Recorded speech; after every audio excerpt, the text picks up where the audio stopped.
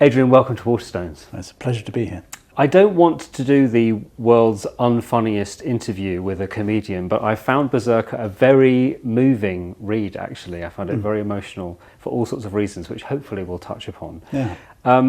I wanted to start, if you don't mind, with your childhood, because you had quite an unconventional childhood because of your father's job. Yeah. So he was a teacher within the armed forces. My dad was a teacher, and he taught for several different wings of the armed forces. And for, I think, the British aid when we moved to Uganda. So we lived in Cyprus, Bahrain and Uganda. Yeah. And he was always teaching, and someone else was always paying him. He was never employed directly by the school, as it were. Yeah. So that meant you would have been, moving from place to place, from school to school. Yeah. I mean, was that literally unsettling? Did it mean that it's hard to put down? I didn't stay in one school for longer than a year. Wow. Until I went to boarding school, age 12. Boarding school is the big change in this book. Tell me a little bit about that, because it's interesting for all sorts of reasons. Boarding schools are interesting in weird places, but also you were the only child. Yes, it was a very odd decision. I've got an older sister and two younger brothers, and I think a bit of misogyny was creeping in, and my dad thought, girls aren't worth educating. And I think I was the great hope of the family, although I'd already failed my 11 plus, so I don't know why they thought I was bright. So we suddenly pitched up in Uganda, and I was immediately sent away again. And no one's ever given me a satisfactory explanation of why me and why not my brothers and why not my sister. In this course of the book, I sort of come to a conclusion. And, I got a lot more comfortable with myself when I finally came up with it, which is that perhaps he just didn't really like me, my dad, It can happen, can't it? Yeah. Maybe that it was just antipathy, But it was a massive change, because I was in Uganda at the time when Idi Amin came into power, so everything sort of got thrown up in the air, and the postal service stopped. And I was only going home twice a year anyway, but then I didn't get any letters for a long time. So I sort of learnt an idea that I was on my own at about the age of 13. Yeah. Which is quite odd. And made me an odd human being, I have to say. I think I'm more regular these days. Yeah. But even when I pitched up at university, I was still socially very, I think, feral is the word. Incapable of talking to the female gender, and pretty bad at talking to men as well. I was just kind of wild-eyed. I sort of replaced the idea of affection and being loved with a search for adrenaline. Right. And that makes you quite hard work, which is why the book's called Berserker. Yeah. Because I sort of became a berserker. Yeah. So that sort of permeated my entire career, really, especially the early days, because all my early characters are mad. Absolutely mad. Yeah. That thing it's really interesting, you're saying about when the postal service sort of broke down in Uganda. You described this sort of moment when you were at school where the letters weren't coming. You were writing, but you weren't getting replies. Yeah. And you had sort of two thoughts, which is either maybe they're dead, maybe my parents have been killed, and then this sort of other realization, which was you said, or maybe they just don't like me, which is just a terribly sad thought for a boy to have at the age of. Well, the other kind of bonus was that because I was getting no letters back, and writing letters to them was compulsory. Yeah. There was a compulsory letter writing hour on Sundays, so you were made to fill in your letter and post it off. Yeah. I just started inventing who I was. Right. About how brilliant I was at things, how I perhaps needed a raise in my pocket money. Yeah.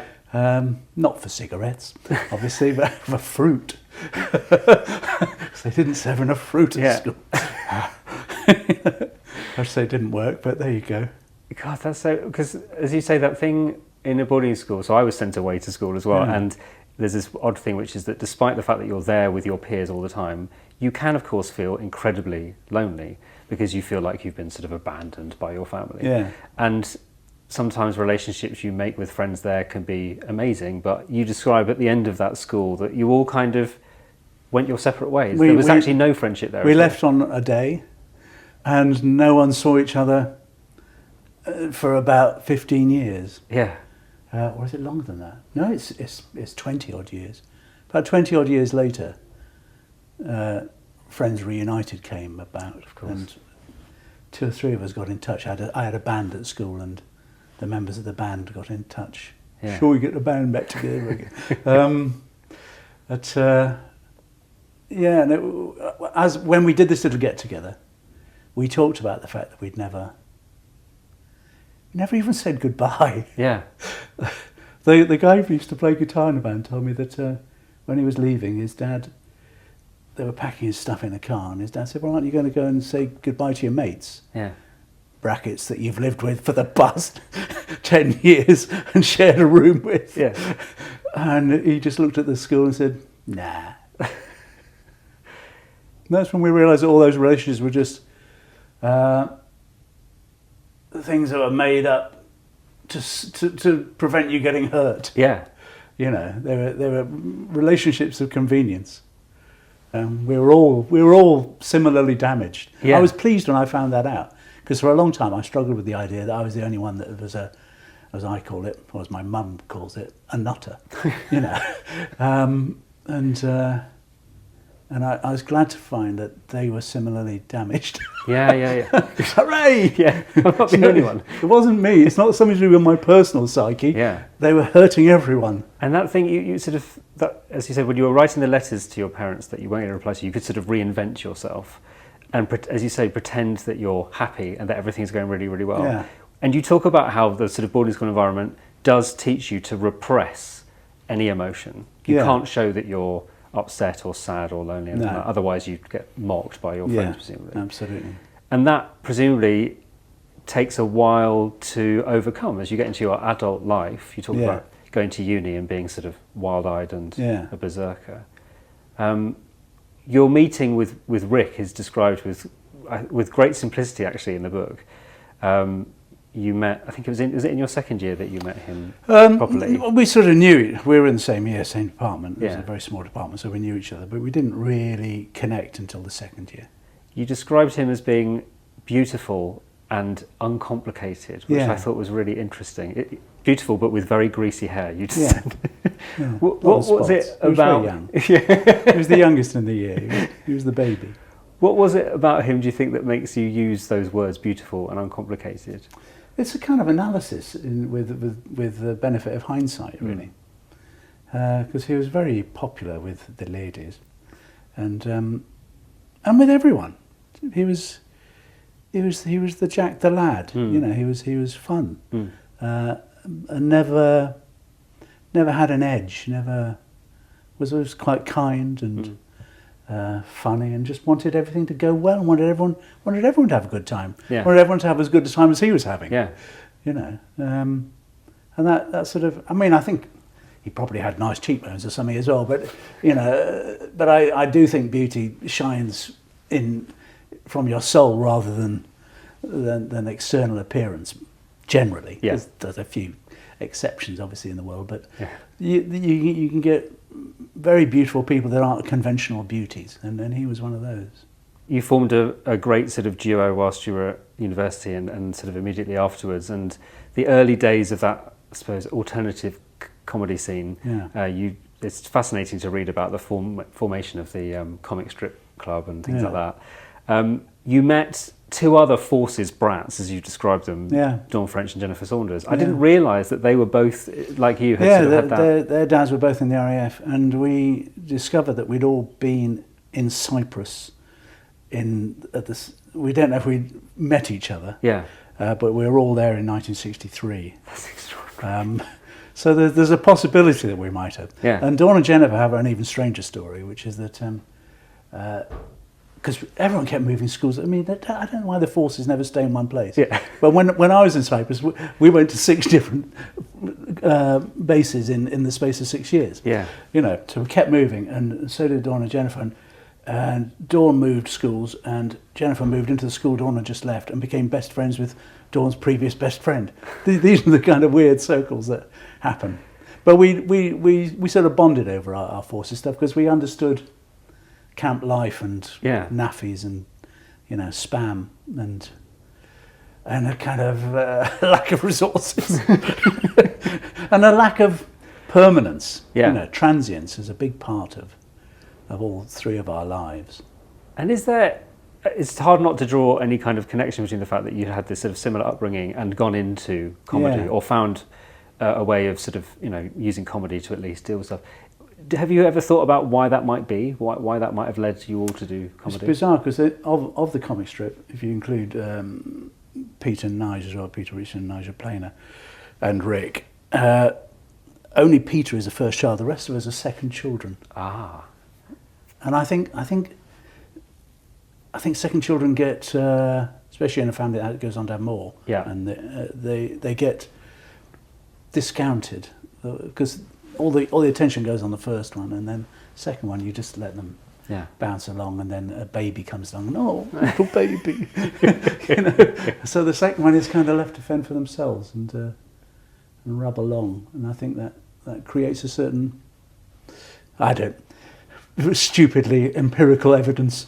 I wouldn't stand any scientific test. Well, I'm a weird believer in birth order. I laugh at star signs and things like that, but when I've had the sort of birth order thing described to me, I'm like, that makes complete sense to me. Yeah. And as a parent myself, you can see those patterns. As you say, first child, you're anxious and worried and you sort of stare at them 24 hours a day. Second child, you're like, it'll be fine. Put it in a drawer. It's the two kind of basic opposing philosophies about what happens nurture and nature-wise. Aristotle or Sophocles says, give me a child at the age of 7, I'll show you the man. And Carl Jung says, I am what I choose to become. And depending on which you believe, sometimes I believe them both at the same time. Both can be true. Yeah. When I was a kid, probably about 10, I think, maybe a bit younger, I remember when we used to go and visit my uncle and aunt, we'd be left to play around, and we found the TV cupboard, which was filled with VHS cassettes. And on some of those VHS cassettes were episodes of The Young Ones, which we stuck in and we watched, knowing that we shouldn't be watching it because it was clearly not meant for little children. So that sort of sweet transgression every time. It was on before at 9 o'clock. Yeah. Is that after the Watershed or not? I'm not sure. Before now would be before the Watershed. It wasn't actually very rude, No. But there were no rude words in it. But maybe not for cartoon violence. Yeah, cartoon violence. People saying ploppy pants. It's not exactly kind of. It's very exciting for a 9-year-old. Sophisticated adult. No. But there was the music and that kind of. I suppose there was politics in there as well, all sorts of mad stuff. I know that for you, of course, The Young Ones is, as you say in the book, was just 14 weeks of your life, a very sort of short period of time. You've spent more time talking about it than you ever did filming it. Yeah. But I suppose for a lot of people, it is this sort of very important comedy thing. And I suppose another important step with your relationship. I think I have a kind of natural impulse to put it in a drawer and shut the drawer because it's so big. Yeah, it's such a big thing. I watched one in order. I never watch it. Right. I don't watch anything I've done except at the time it comes out. Yeah. Because I think that's a kind of sad thing to do. Sit there watching former glories. Yeah. So generally, I don't pay any attention to it because it is so huge that it's kind of overwhelming. So the way to get past that is not to acknowledge that it even happened, which is impossible, obviously. Yeah. But And then you moved on, obviously, with Rick, with the creation of Bottom as a phenomenon, I'll call it. Yeah. Hugely important again for lots of people. And obviously very important for your relationship with Rick. Can you tell me a bit about the writing of it? Because I'm really intrigued by that because of something you say later in the book, which is to do with you naturally writing more of his stuff and him naturally writing more of your stuff. Yeah. It took us ages to work out how to write. So all our early stuff at uni and on the sort of club circuit, as it were, was all kind of improvised and then kind of worked up in performance. Writing for telly was always very different. We wrote, in the sort of mid-80s, we wrote a series of sketches, I think 10 sketches for Friday Live or Saturday Live, one of those programmes, doing the Dangerous Brothers. And we found it a very tortuous experience. Because we'd start off writing, right, what's exciting? Explosion. There is a big explosion. Right, what should we write next? What's better than a big explosion? A bigger explosion. And then, you'd run out of superlatives halfway down the page, and we found it. I mean, I remember them very fondly. I think they're sort of like live action Roadrunner cartoons. So when we'd finished that, we kind of stopped working together for a bit, and we both did a lot of Ben Elton's work. Yeah. So he was doing bits of Blackadder, and I was doing, and we did Filthy Rich and Catflap together, and something called Happy Families that Ben wrote, and we were learning with Ben in the room about how he wrote, and it became obvious that the big explosion isn't the important thing. The important thing is characters. Yeah. So write characters first, and then see if you can get the characters to an explosion. So we learnt this kind of that lesson, and then we developed. It was the most joyful time of my life. A kind of system of, we turn up at 10 o'clock, we'd spend 45 minutes an hour just talking about the world, what had been on Newsnight, the bus journey, the supermarket arguments, all that sort of stuff. And then as we were doing all that, eventually a little nub would come, a little nub of an idea. So, what if they went on holiday to Wales? And when did you go to Wales? What happened when you were in Wales? We kind of sort of attach it that way, and then have a lovely couple of hours putting stuff in the larder, as we called it. So we just kind of get an idea like Wales or cars, or and then you write all the kind of things that might be funny about them being in a car, and eventually, out of that much material, you get this much good stuff. And it would go in. Yeah. And it was delightful and very funny. Yeah. We were just trying to make each other laugh. We were just sitting in a room trying to make each other laugh, and someone was paying us. Perfect job. It was a lovely job. Yeah. You're quite honest about, I suppose, the difference between you and Rick when it comes to performing, which happened with the young ones. Obviously, there's huge fame that came after that, which he loved and you hated. I've always found notoriety uncomfortable, and he revelled in it. It's not that there's no judgment in that. He just did, and I didn't, and it made us different people. And because we were together so often, especially when we were touring Bottom and stuff, and you'd end up for a week in Leeds or Blackpool or something like that. You'd go out, and he would be kind of getting people to recognise him in the street, and I'd be walking on. Let's just get to the restaurant, And there was a different way of being.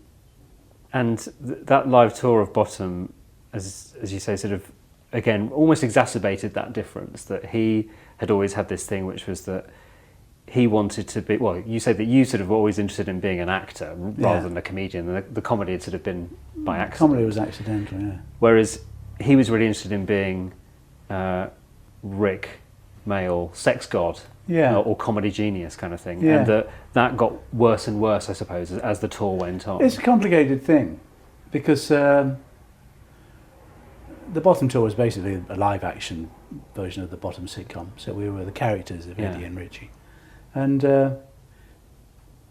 it always used to start off really, really well and be big laughs everywhere, and as it carried on, he would start to lose some of his laughs. The audience probably wouldn't recognise that he was losing laughs, but he could. Every actor feels it. You can feel that's getting smaller, that laugh there, or that one's kind of rubbed out a bit, and it's because he would stop playing Richie, and he would be Rick Mail playing Richie, and they're vastly different things. And I think the audience, he's got all his words for the kind of desperate character of Richie, and a kind of more confident, sexually confident guy is delivering them, and it doesn't work as well. It always worked. Then he'd start cutting stuff because he wasn't thinking, I'm not getting a laugh, and I'll cut all these bits. And in the end, you're just doing the fights and the big woofers, And it sort of lost its complexity. I know people don't think Bottom is complex, but I think it is. Yeah. It was a sitcom version of Waiting for Godot is what we went for, and I think I'll still stand by that. Well, I was going to bring Waiting to Godot up at the end, but actually, as you've mentioned it, because you do mention it a lot in the book, and of course you and Rick did the play. Yeah. It's one of those plays, so when I was training at drama school, it's one of those plays that of course everyone's aware of, but I never really kind of understood what the fuss was about. And then I saw a production of it, this incredible, the John Calder Company, who are this sort of co-op, so they all know all the parts, and then they only know which part they're going to play on the night. They pull them out of the hat. So they know that play backwards. I remember watching it, and I was watching this play thinking, this is very entertaining, this is very funny, and then about halfway through I was like, oh my God, this is the most profound piece of art I've ever watched. Like, the whole meaning of life is in this play. It really altered my perception of it completely. Is that part of why you love it too, or is it? I just think generally people have the wrong impression of Sam Beckett. Yeah. I've sort of read about him as well as read all his stuff and performed in a fair few of them. And he was a very funny bloke. There's that famous picture of him looking all craggy and everything, everyone thinks, oh, he looks like a serious intellectual. But if you read interviews with the people he used to live with or visit in Paris all the time, he was hilarious. He used to have them in stitches every night, This was a funny man. And this is much the same as Chekhov. Yeah, Chekhov is funny. I've seen a Chekhov play in St. Petersburg with Russians doing it, and the audience were in fits of laughter the entire way through. No one's going, oh, how awful, how dreadful. When someone does that, the audience laugh. It's about finding bleakness funny. It's about finding despair hilarious. And that's what we found funny in it. And we realised at university that we were different to everyone else because we thought of it as a comedy and everyone else thought it was a tome. Too much veneration. Yeah. Not enough enjoyment. Yeah. And obviously, as you say there, you consider yourself to be an actor and writer really rather than a comedian. The comedy sort of happened by accident, but you've been able to really extend the range of stuff that you've done post Bottom. Yeah.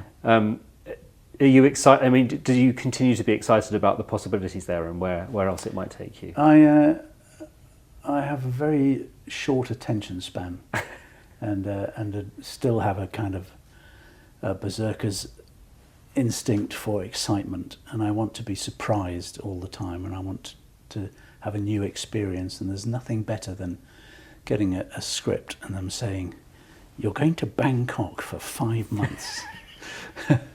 And you're playing a robot, I think, well, that sounds, I'm in. Yeah. And then you meet a load of people. Yeah. And you have a very intense kind of 5 months with them, and then you come home and forget all about them.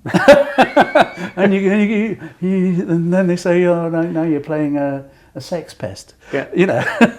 And it's endlessly fascinating. With international travel. Yeah, I mean, I can't imagine being one of those long-term actors on. I mean, fair play to them, but those people who do soaps for 25 years, I can't imagine how boring that must be.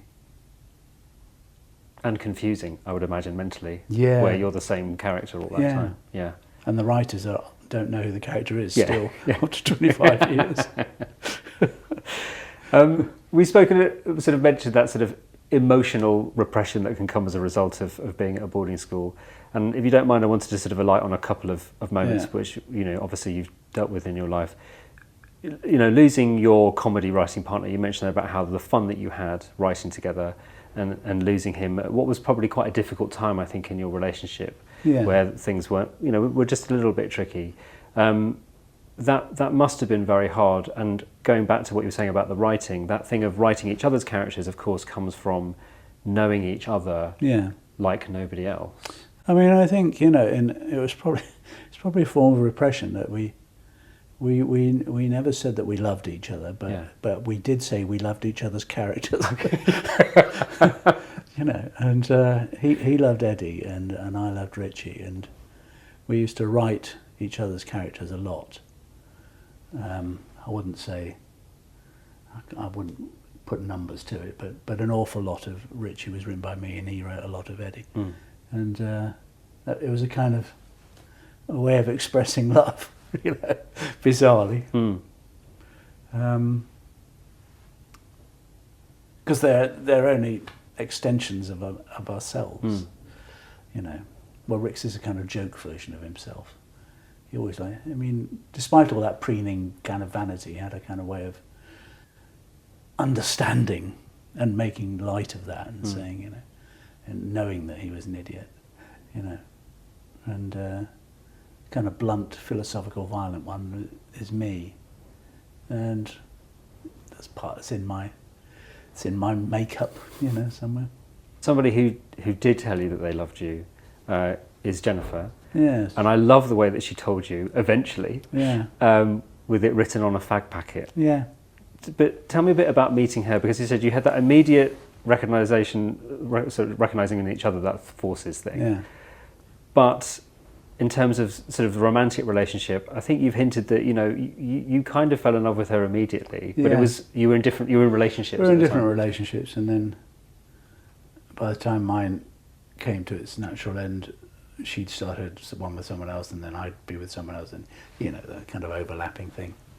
And it's probably the best thing for us, to be honest, because it took about 4 years to get together, and by then we sort of knew who we were, and were prepared to take it on. Or she was prepared to take you on. Yeah. Well, because you joke about how, as you say, you come out of boarding school and you're needy, emotionally needy. Yeah, and don't know how to talk to girls.